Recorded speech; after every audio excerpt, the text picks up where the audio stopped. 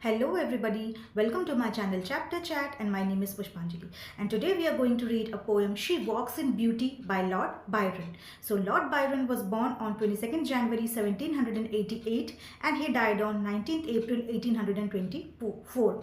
He was an English poet and his famous works include Don Juan, Hebrew Melodies. So this particular poem She Walks in Beauty is an 18-line poems and the rhyme scheme is A B A B A B. This was published in 1850. And what is the theme of this poem? The theme is beauty and purity. So here the poet is describing a woman. Poet यहाँ पे एक women के बारे में बात कर रहे हैं जो बहुत ही खूबसूरत है. नॉट ओनली शी इज़ वो फिजिकल ब्यूटी के बारे में बात कर रहे हैं बट पोएट यहाँ पे उसकी इंटरनल ब्यूटी के बारे में भी बात कर रहे हैं. वो जो विमेन है वो बाहर देखने से जितनी खूबसूरत है उतनी ही ज़्यादा खूबसूरत उसके थॉट्स हैं, उसके वैल्यूज़ हैं और उसका ट्रुथ है जो वो सारे लोगों के बारे में सोचती है. वो वुमेन जो है वो अपने बारे में सोचने से पहले वो दूसरों के बारे में सोचती है. इस वजह से उसकी खूबसूरती और ज़्यादा बढ़ जाती है. पोएट का ये मानना है. पोएट ये सोचते हैं कि बाहर से तो वो फिजिकल ब्यूटी उसमें जितनी है वो that is present there but उसकी इंटरनल ब्यूटी जैसे कि उसकी अच्छाई, केयरिंग नेचर, उसका दूसरों के बारे में सोचना, उसका हेल्पिंग नेचर, ये सब चीज़ें उसकी ब्यूटी में और ज़्यादा एनहांस कर देता है. और कुछ लोग ये भी बोलते हैं कि पोएट जिस लेडी के बारे में बात कर रहे हैं वो उनकी एक कज़न है जिसका नाम था मिसेस एने बीट्रिक्स विलमॉन्ट. वो उनके बारे में बात कर रहे हैं इस पोएम के बारे में. So let's start the poem. She walks in beauty like the night of cloudless climes and starry skies. So the meaning of this first particular line is she walks in beauty like the night. So she is walking जैसे ये lady जैसे चल के आती है तो ऐसे लगता है जैसे एक स्काई में of cloudless climes and starry skies. She is walking, वो जब चल के आ रही है ऐसे लग रहा है एक काली सी रात है जिसमें स्काई में क्लाउड्स नहीं है और पूरा स्काई स्टार्स से भरा हुआ है जिससे कि स्काई बहुत खूबसूरत लग रहा है. आप इमेजिन कीजिए जब आप स्काई में देखते हो एक रात को और क्लाउड्स नहीं होते और जो स्काई है वो पूरा स्टार्स से भरा हुआ होता है तो वो कितना खूबसूरत लगता है. तो यहाँ पे पोएट वही कह रहे हैं कि जो ये लेडी है उस रात की तरह खूबसूरत है जिसमें तारे स्काई में पूरे भरे हुए होते हैं. वैसे ही ये लेडी वुमेन भी इतनी ही खूबसूरत है. All that best of dark and bright meet in her aspect and her eyes.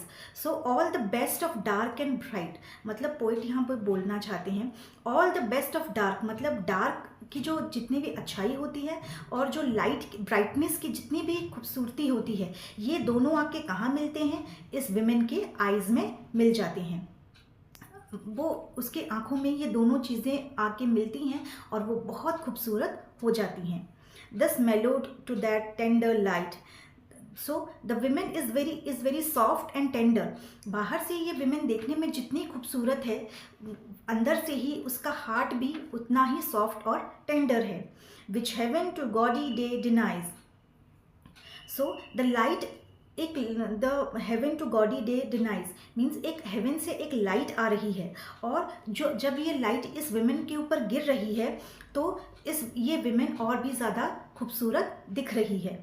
One shade the more one ray the less had half impaired the nameless grace.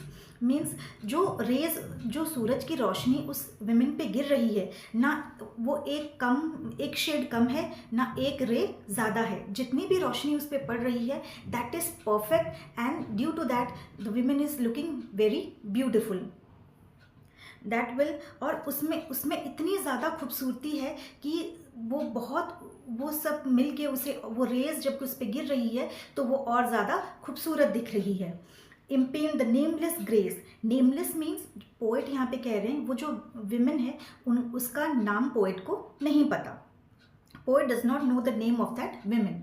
वो she is a nameless beauty. अब poet को अब तक उसका नाम पता नहीं चल पाया है बट यहाँ तक वो जानते हैं कि जो वुमेन है वो इतनी ज़्यादा खूबसूरत है कि उसके जो क्वालिटीज़ और उसका फिजिकल ब्यूटी और उसकी जो इनर ब्यूटी है वो दोनों बहुत ही ज़्यादा उसे कॉम्प्लीमेंट कर रही हैं। कुछ वुमेन होती हैं वो बस बाहरी खूबसूरती में होते हैं, वो दूसरे लोगों के बारे में इतना नहीं सोचते, बट ये जो वुमेन है वो उसकी खूबसूरती तो है ही, और साथ में वो दूसरों के बारे में इतना सोच रही है, दूसरों के पेन को वो फील कर सकती है, जिसकी वजह से उसकी ब्यूटी और बढ़ जा रही है। Which waves in every raven trees, which waves in every raven trees, यहाँ पे इसका मतलब है हर beauty has no words, it is, और उसके जो बाल हैं वो इतने ज़्यादा खूबसूरत हैं कि उसकी ब्यूटी में वो और चार चांद लगा रही हैं। Due to her beautiful hair the woman is looking very beautiful, or softly lightens on her face. And once again the poet is telling here, and the beauty lies in her face.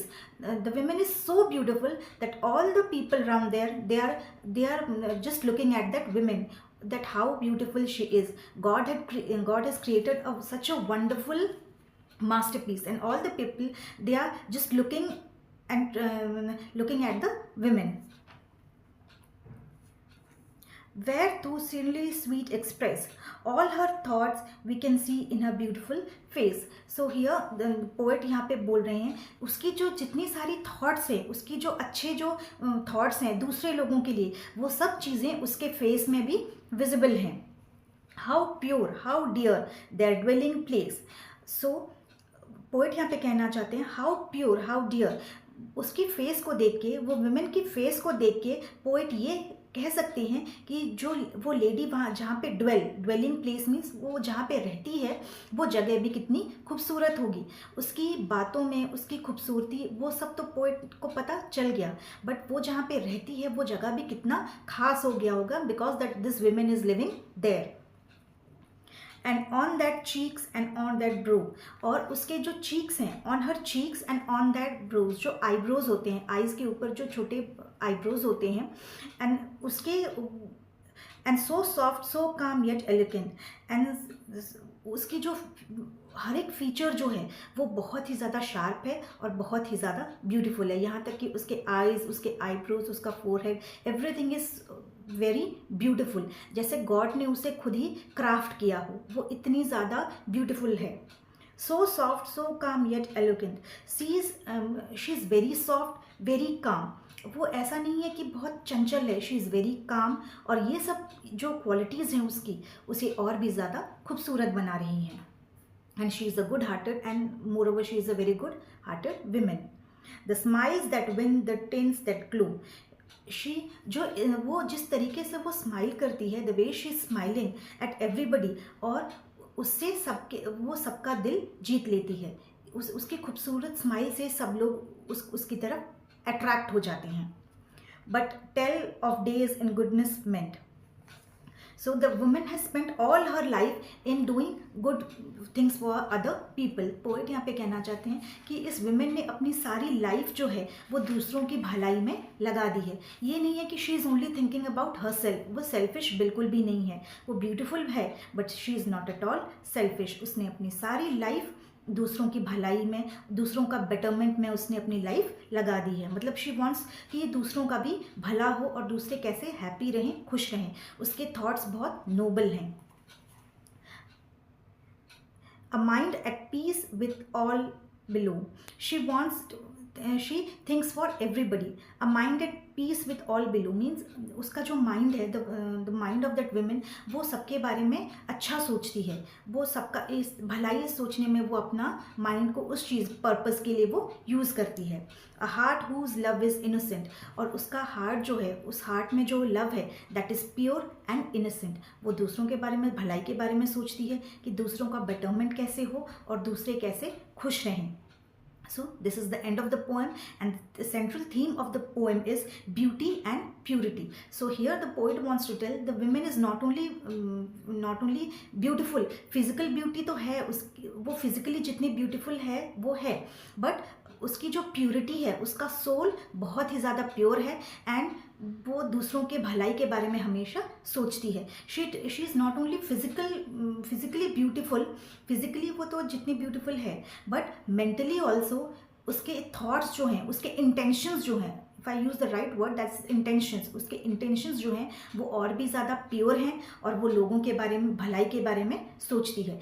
And this is the thing which attracts the poet and all the other people, and that is why all the people around her admire her very much. So this is the end of the poem. I hope आपको poem समझ में आई हो, and please do subscribe to my channel. Thank you.